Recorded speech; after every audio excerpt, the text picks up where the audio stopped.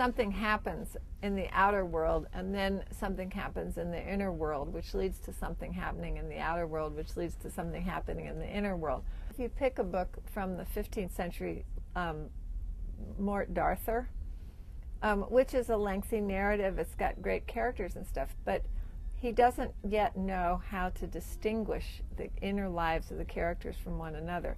And so the characters begin to all sort of merge together. They have various names, but they don't have individualities yet. And to me, in the history of literature, there was a time at the end of the 16th century, and you can tell by Shakespeare's characters turning to the audience and having an aside. To me, that's the inner world trying to break out of the drama and the forms that it has been constricted by.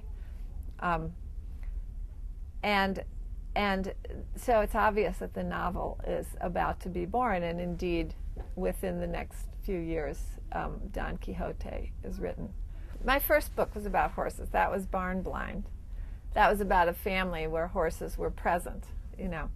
But it wasn't until I started writing that I moved to California, started writing Horse Heaven, had horses as an adult, that I began to see horses themselves as having inner lives and personalities. If you'd asked me what a horse was when I was 12, I wouldn't have had any idea. It was a big thing with legs and a mane and a tail, and I loved it, but it was an enigma to me. But when I grew up and got horses as an adult, it was really evident that not only did they have pasts and histories and memories of those pasts, but they also had an inner life. They had desires, they had things they didn't want to do. They were fascinating in that way. And now I see them as having very complex emotional lives, maybe too complex. More so than other horse people. But this is a novelist talking, so I could write a novel about every one of them from their own point of view, you know.